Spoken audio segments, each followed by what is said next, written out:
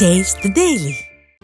விமான பயண டிக்கெட் முன்பதிவுக்கான டிஜி யாத்ரா செயலில் ஆதார் அட்டையை பயன்படுத்துவதில் சிக்கல் ஏற்பட்டு உள்ளதாக நாடாளுமன்றத்தில் அதிமுக மாநிலங்களவை உறுப்பினர் சி.வி. சண்முகம் கேள்வி எழுப்பினார்.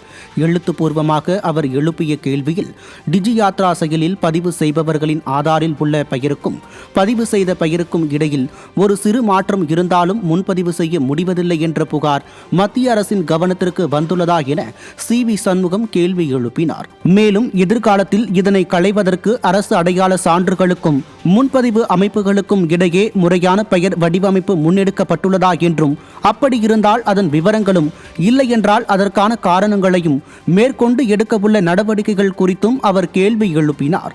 இதற்கு பதிலளித்த மத்திய அரசு தற்போது டிஜி யாத்ரா செயலி ஆதாரை மட்டுமே ஆதாரமாக கொண்டுள்ளது என்றும், டிரைவிங் லைசன்ஸ், பாஸ்போர்ட் போன்றவற்றையும் ஆதாரமாக கொள்ள நடவடிக்கை எடுக்கப்பட்டுள்ளதாகவும் விளக்கம் அளித்துள்ளது.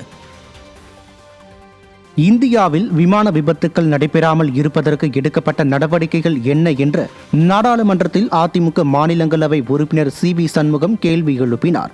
இது தொடர்பாக விமான போக்குவரத்து துறை அமைச்சகத்திற்கு அவர் எழுப்பிய கேள்வியில், கடந்த ஜூன் 12ஆம் தேதி அகமதாபாத்தில் நடைபெற்ற விமான விபத்தில் எத்தனை பேர் இறந்தனர், எத்தனை பேர் காயமுற்றனர் என கேள்வி எழுப்பினார்.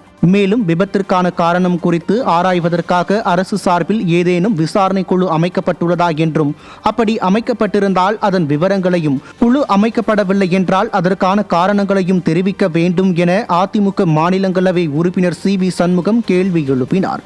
எதிர்காலத்தில் விமான விபத்துக்கள் நடைபெறாமல் இருக்கவும், பயணிகளின் பாதுகாப்பை உறுதிப்படுத்தவும் எடுக்கப்பட்ட நடவடிக்கைகள் குறித்தும் கேள்வி எழுப்பினார். இதற்கு பதிலளித்துள்ள மத்திய அரசு, விபத்தில் 260 பேர் இறந்ததாகவும் 81 பேர் காயமடைந்ததாகவும் தெரிவித்ததுடன், இது தொடர்பாக அரசு சார்பில் விசாரணை நடைபெறுவதாகவும், விமான பாதுகாப்பை மேம்படுத்த தணிக்கைகளை உரிய காலத்தில் தவறாமல் மேற்கொள்ளவும் உத்தரவுகள் பிறப்பிக்கப்பட்டுள்ளதாகவும் தெரிவித்துள்ளது.